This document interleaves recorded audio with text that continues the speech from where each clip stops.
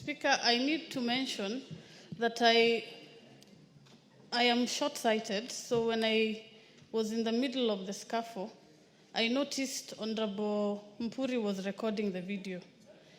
And immediately after the incident, I approached him and asked him not to release the video because he was the only person recording.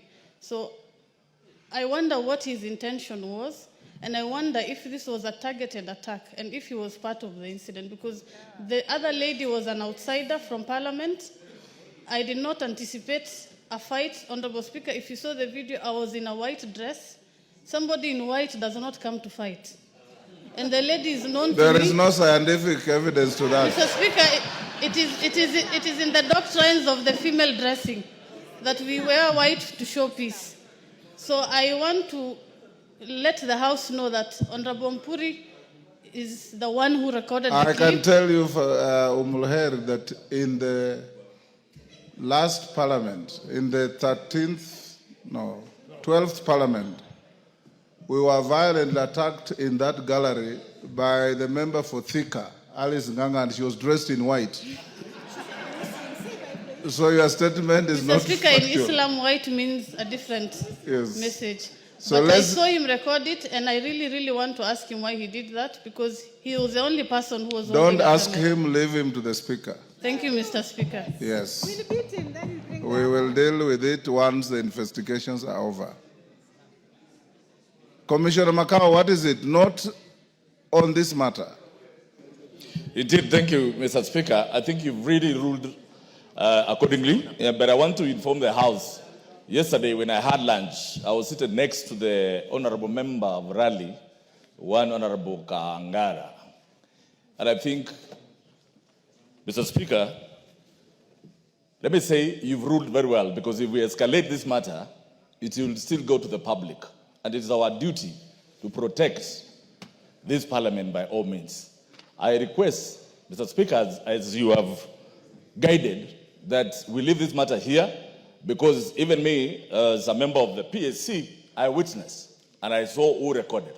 And I thought, because he's an experienced member of parliament, we will not release it to protect the image of this parliament. So I think, Mr. Assist Speaker, to the investigations by recording a statement at the Parliament Police. Chairman, Mr. Speaker, you know I'm the chairman security, so I think it will be my rightful duty to do that. Absolutely. I Go thank ahead you. and do Thank so. you. Okay. On a light note, Honorable Nyikal tells me that when Honorable Njuno and Njiru violently fought here, they ended up being treated by him at the ICU at the Kenyatta Hospital. So don't go that route, honorable members. If you are unable to argue with each other, to reason with each other, leave the scene and wait for another day. Next order. Honorable members, we have a supplementary order paper in place that we'll use. Let's go back to order number 6. I'm told the Vice Chair of Trade, the Chair is here to give a notice of motion. Go ahead.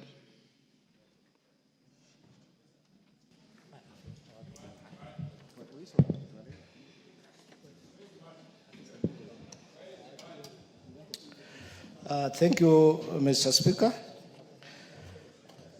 Mr. Speaker, I beg to move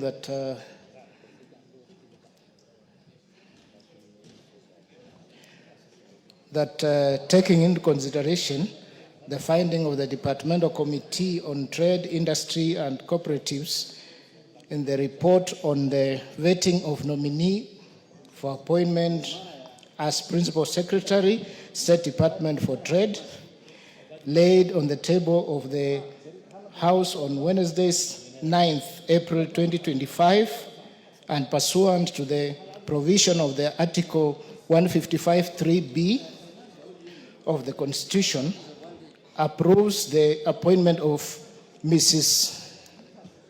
Regina Akoth Ombam as Principal Secretary, State Department for Trade.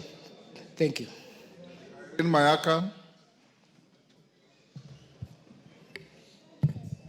Mheshimiwa Spika, naomba kutoa arifa ya hoja ifuatayo kwamba Bunge la Taifa liridhie ripoti ya kamati ya utangamano wa kikanda kuhusu ziara ya ukaguzi kwa taasisi zisizo huru kikamilifu za Jumuiya ya Afrika Mashariki na ushoroba wakati katika Jamhuri ya Muungano ya Tanzania, iliyowasilishwa kwenye meza ya Bunge Jumatano tarehe 9 Aprili mwaka wa 2025.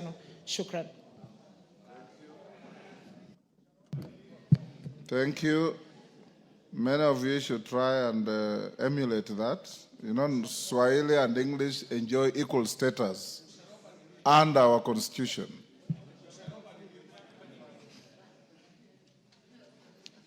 Enda kwa library utafute kamusi ya Kiswahili.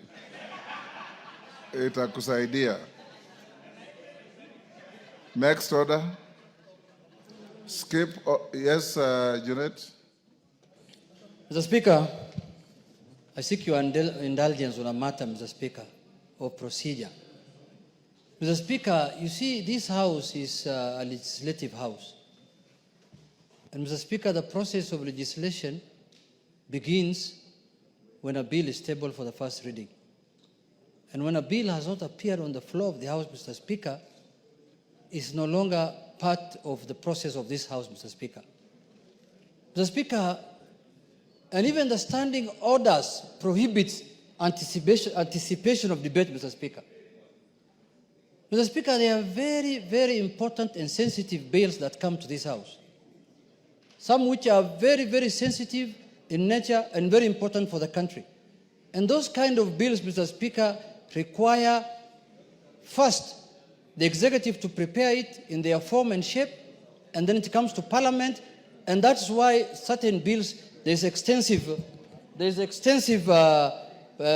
public participation, Mr. Speaker. Mr. Speaker, I saw somewhere yesterday, I wanted to seek the attention of the Finance Committee and Planning Chair, Mr. Speaker, speaking on the bill the finance bill, Mr. Speaker, that we're expecting, that, Mr. Speaker, if the national executive will not be able to raise enough revenues, the chair was announcing that we may be forced to increase taxes, Mr. Speaker. I don't know whether it was in the Citizen News, Mr. Speaker. I don't know whether that information is factual, Mr. Speaker, because I want to ask, Mr. Speaker, it is not the business of this House to increase any tax. It is the business of Treasury, Mr. Speaker. We are here to safeguard the interest of the public, Mr. Speaker. And finance bill does not belong to Parliament, Mr. Speaker. For the record, finance bill belongs to the national executive through the Treasury, Mr. Speaker. And the owner of the finance bill is the Minister for Treasury, Mr. Speaker, in charge of Treasury. So, Mr. Speaker, this Parliament has suffered enough for the last 2 years by carrying burden for the executive, Mr. Speaker. We are not members of the executive. We are a legislative arm